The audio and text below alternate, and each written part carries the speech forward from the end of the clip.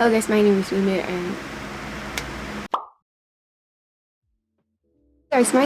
and welcome back to my channel. And today we're talking about what it entails to finish Asian Studies in the University of Santo Tomas. So the University of Santo Tomas has like many faculties, and the Faculty of Arts and Letters has the major of Asian Studies. So in UST, there are oftentimes 21 to 27 units per semester.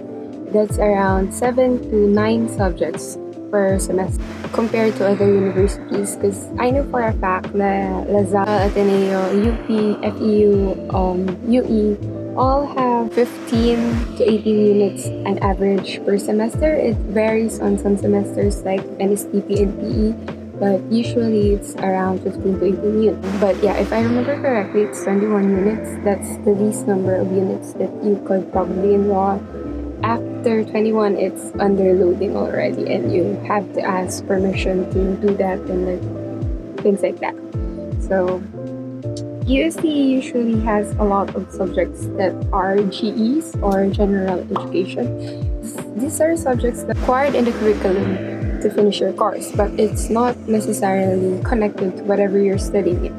And the College of Arts and Letters, our GEs are around 40 to 50% of our load. Like, we have a lot of GEs. From first year to second year, you'll be taking a lot of GEs, and that's the thing if you want to study in UST. So we go over my first year subjects. In the first year, we only have one major subjects. So one major subject for the first sem and one major subject for the second semester. This is usually introduction to whatever major that you're taking. So in my case, it's Introduction to Asian Studies. The subjects and topics that would be talked about in the first semester would be the history and how Asian Studies developed as a field of study, as a field of science, where it started, what ignited, what was the catalyst of the movement, and how it started in Asia. My camera got cut off because the card got full. So yeah, going back.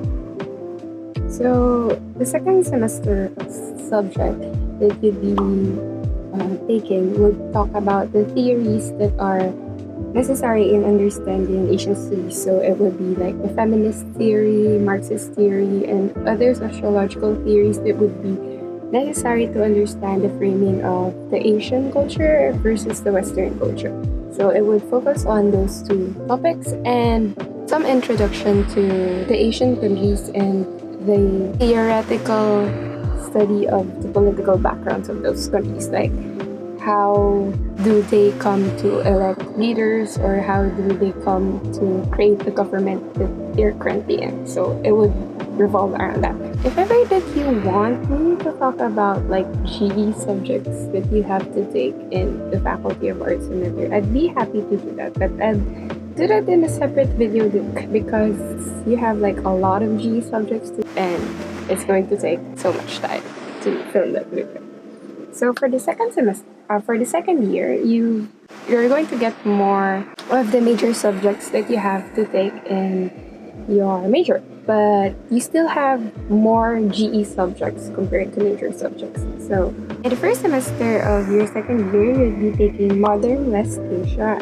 So if I remember correctly, Modern West Asia, you'll be talking about whatever the countries, you'll be doing country profile. Well, who's the leader, economic background, socio-political background, religious background of specific countries, the contemporary histories of those countries. It's rare that you would talk about the historic side of those countries. It's more on what's the contemporary, the modern, and what's happening. So the wars, the Arab Spring, and those types of events that you'll be reconstructing and trying to analyze each of those following countries. So yeah.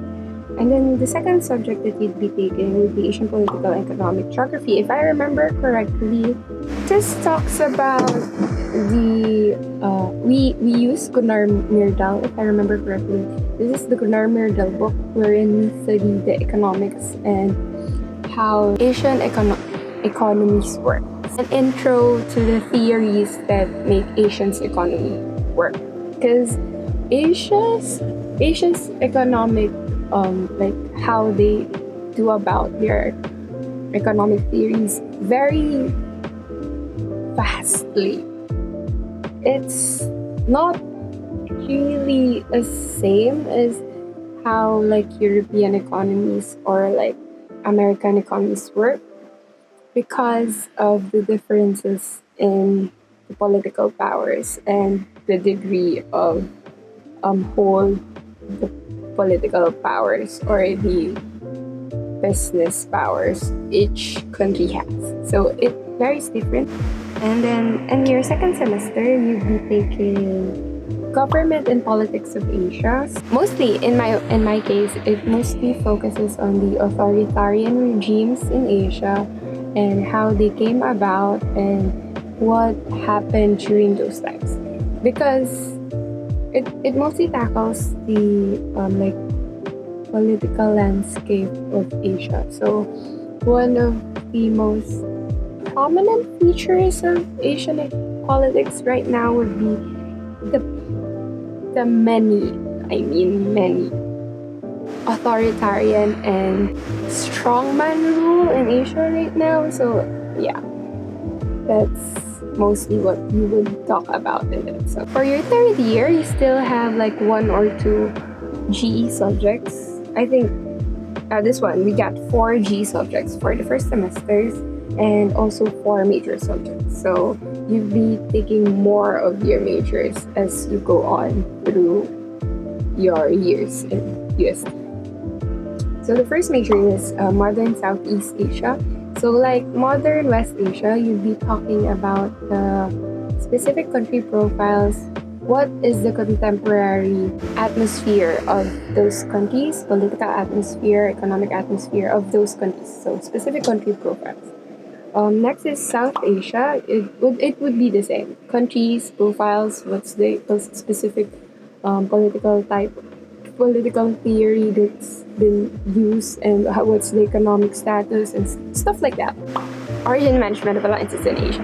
This has to be one of my favorite subjects. This is your first step to diplomacy. So you'd be talking about the alliances and like the specific groups that were formed. You'd be talking about Mafilindo. You'll be talking about the Cold War in Vietnam and what happened there. You'd be talking about a lot of wars actually, and a lot of Cold Wars, and a lot of like the North and South Korea thing. Yeah, you'd be talking a lot of those things and how diplomacy works and how Asian diplomacy differs from how the West do it. So yeah, that's mostly the topics that you'd be talking about in that class. And then lastly is rural-urban sociology. So if I remember correctly, what we did for this subjects was just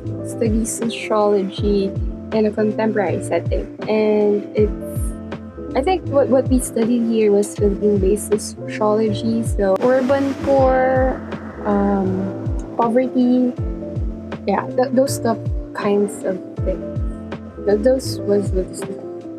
Our teacher wasn't really that good in this subject. I remember we had to do just a lot of reporting and stuff like that. And in the second semester of your third year, you have Modern East Asia, another one of my favorite subjects. So you'd be studying China, Japan, Mongolia, and Korea. So both of the Koreas. So country profiles, some history. This is the only subject that we delved into the history of stuff because there were a lot of wars that were really detailed, and also it's just 4 countries, so it's easier to do compared to the other countries, West, Southeast Asia, and South Asia, which has like more than 6 countries to study. So this was only 4 countries, so we had time to study the history and how it affected the contemporary culture of the specific countries. Also, the prof here, if I remember correctly, is my thesis advisor. So I really like this course because like we had a lot of studying of Japan, Korea, and China and stuff like that. And then we did Asian art. Asian art for me, oh, it's, I don't know, we have different views. I have a lot of courses that my blockmates really don't like, but I really liked it. So yeah, Asian art was a study of whatever arts the Asian culture has produced. So we have Indian art. We had specific focus on Japanese, Indian, Chinese art. So we had focus on those three arts. But we also studied like other art forms that are prevalent like in Southeast Asia, but we had specific focus on those three arts. So we had, for those three, we studied architecture, painting, sculpture, poetry, and like books, literature. So yeah, study that.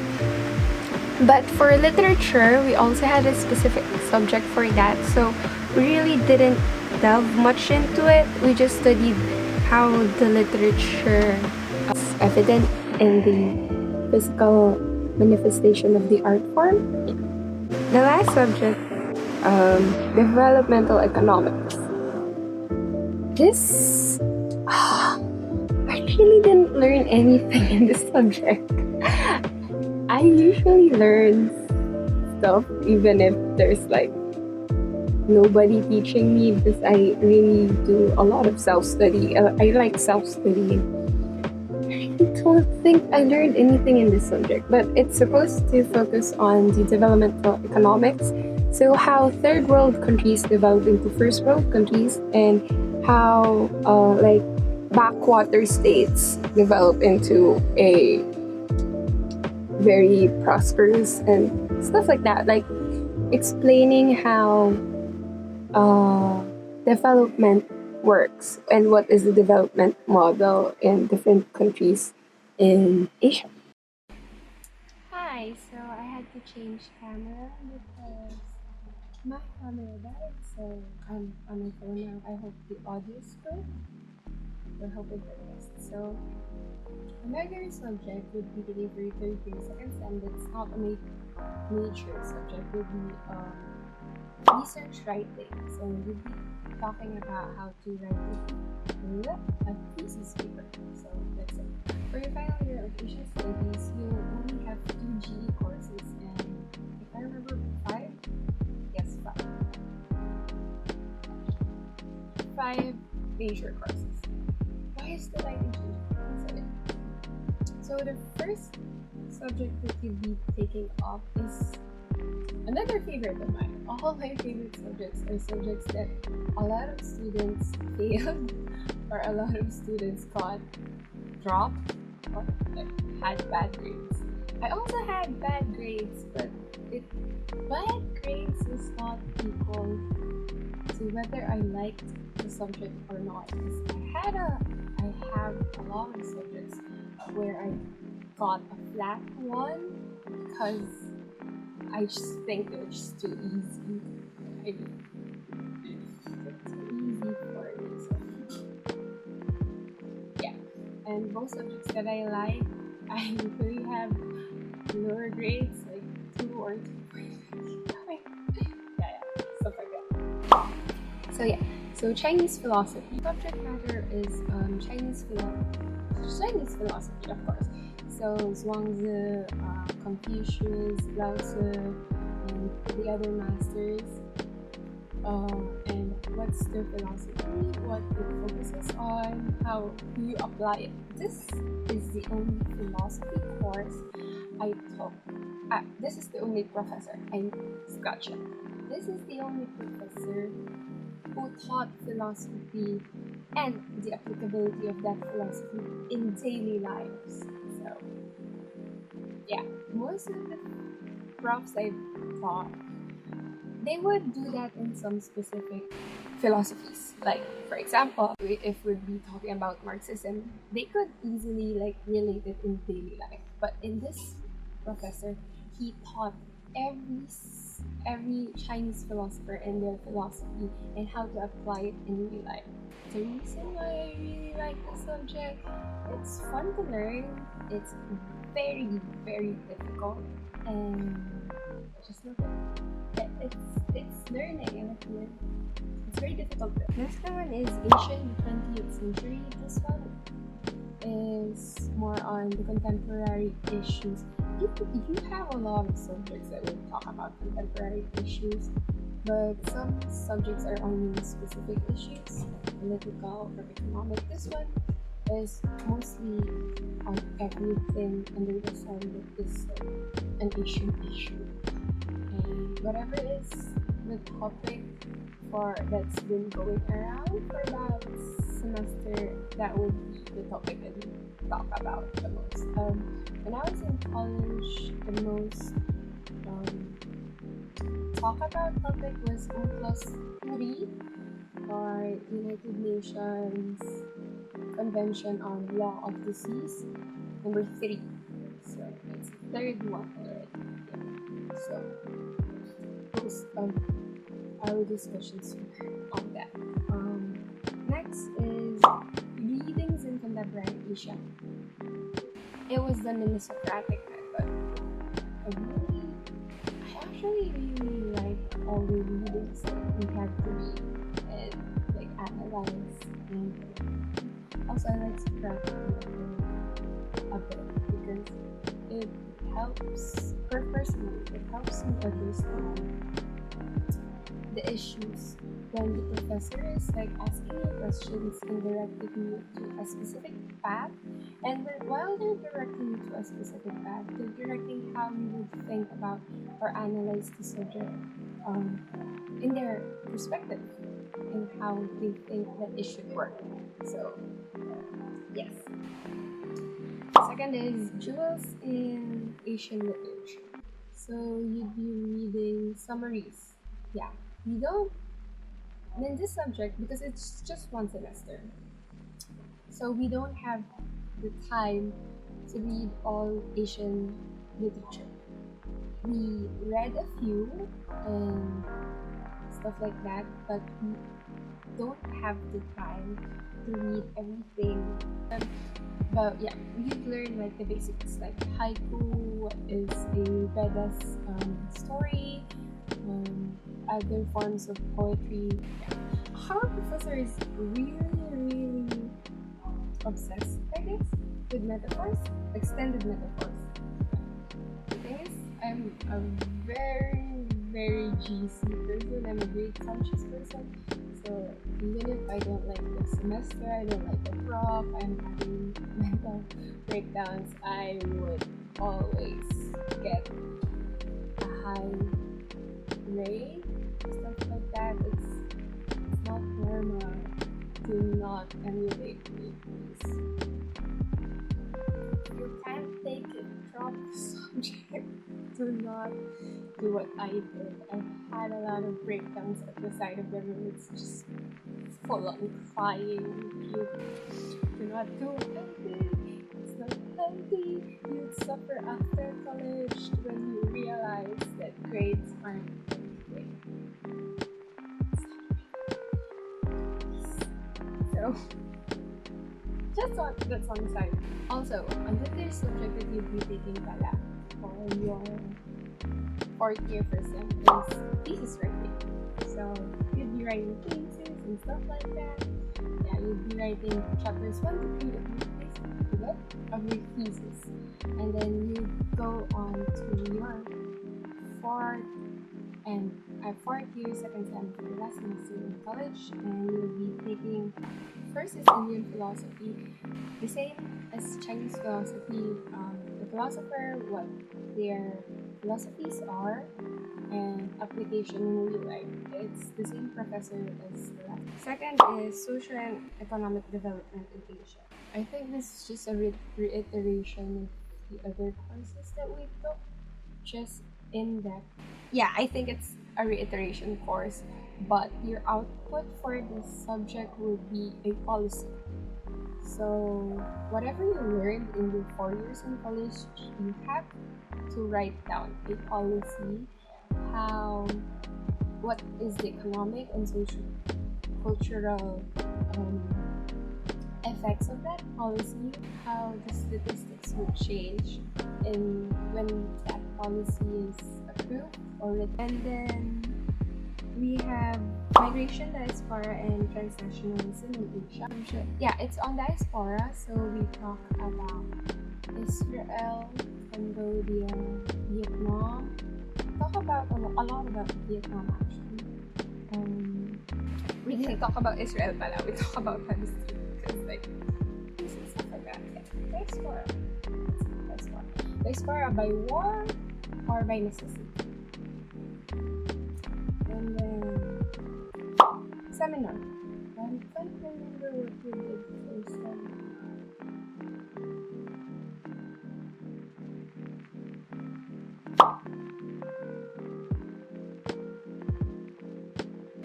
This is the thing I really liked about this course because I think it trained us holistically on how to talk to people and how to write. We're not really theoretically trained or trained for work. We do have the theoretical background that's needed to write good papers, but we don't have the theoretical background of other degrees that I've seen when I did graduate school. So I already did graduate school, that's a separate video altogether. But yeah, all of my studies in undergrad was application based. How do I do this in real life? What's the implication? How could I help? Because Asian studies mostly focuses on how you could really help and understand Asians. So it's really a nice degree. It's if you're thinking about doing diplomacy, you would have the applications and the background needed, but it's not a diplomacy degree.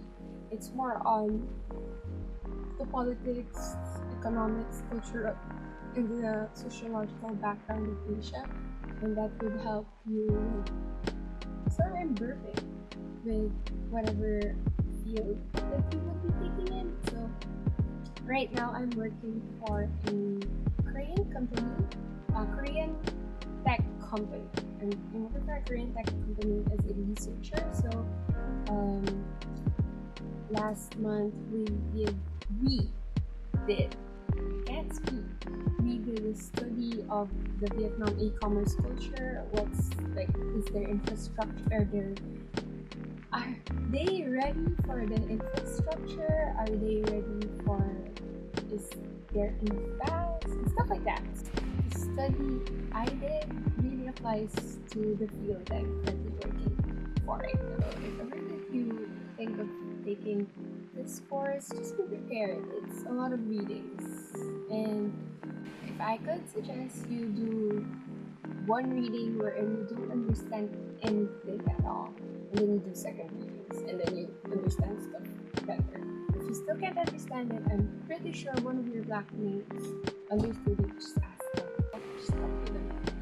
Like me. I really don't offer my help if you don't ask for it, even if I understood the lessons. You gotta do the work too, you know? Most done with my magic art. So I guess that's it for the video. If ever you have questions and stuff like that, just comment it down below. I'd be happy to answer it in another video. So welcome freshmen, and I guess enjoy your online school and your online freshman walk.